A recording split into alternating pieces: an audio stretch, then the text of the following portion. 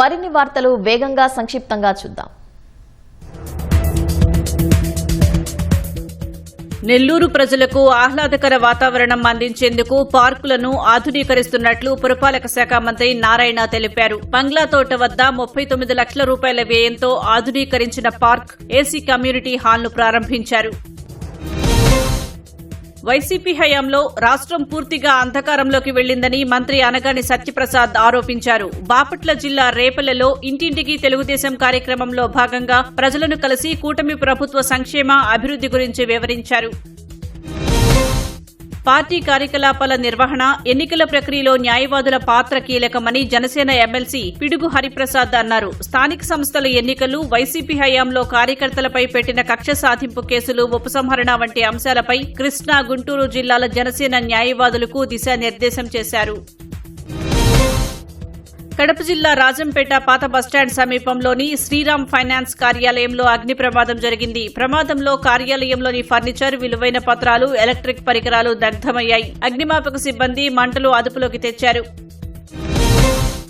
అనంతపురం నుంచి బళ్లారికి వెళ్లే RTC bus Anantapuram నుంచి విడపనకల్లు వద్ద జాతీయ రహదారిపై అర్ధాంతరంగా ఆగిపోయింది. ఒక్కసారిగా మైన్ జాయింట్ విరిగింది. ప్రయాణికులు గంటపాటు పడిగాపులు పడి వేరే బస్సులో గమ్యస్థానాలకు చేరుకున్నారు.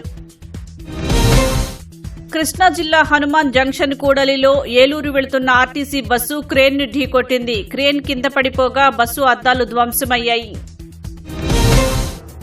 మచిలీపట్నంలో మంత్రి కొల్లు రవీంద్ర దివ్యాంగులకు త్రిచక్ర మోటారు వాహనాలు పంపిణీ చేశారు. నడవలేకపోతున్న 48 మందికి దివ్యాంగుల కార్పొరేషన్ తరపున అందించారు. దివ్యాంగుల సంక్షేమానికి రాష్ట్ర ప్రభుత్వం చిత్తశుద్దితో పనిచేస్తోందన్నారు.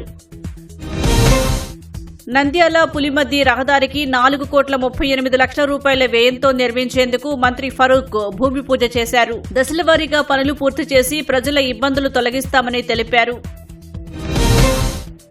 అనంతపురం జిల్లా 74 ఊడేగోళం గ్రామంలో ఆర్టీసీ బస్సు ఢీకొని ద్విచక్ర వాహనదారుడు మృతి చెందడం ఉద్రిక్తతకు దారితీసింది. జాతీయ రహదారిపై మృతుడి బంధువుల రాస్తారోకోతో వాహనాలు నిలిచిపోగా వారంలో స్పీడ్ బ్రేకర్ ఏర్పాటు చేయిస్తామని పోలీసులు శాంతింపచేశారు. తిరుమలలో డి టైప్ క్వార్టర్స్ వద్ద ద్విచక్ర వాహనాన్ని ఆర్టీసీ బస్సు అతివేగంతో ఢీకొట్టింది. ప్రమాదంలో స్పృహ తప్పిన యువకుడికి హుటాహుటిన స్థానిక అశ్విని ఆసుపత్రిలో చికిత్స చేయించి మెరుగైన వైద్యం కోసం తిరుపతి తరలించారు.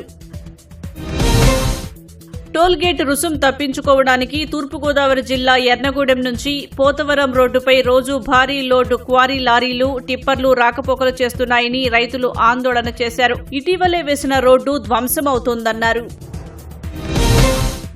విజయవాడ శివారు కానూరులో దాసరి కృష్ణప్రసాద్ దంపతులు, బంధుమిత్రులు శ్రీశైలం మల్లన్న దేవస్థానంలో అన్నదానానికి చేయూతనిచ్చారు. 3,000 కిలోల కూరగాయలను వితరణ చేశారు.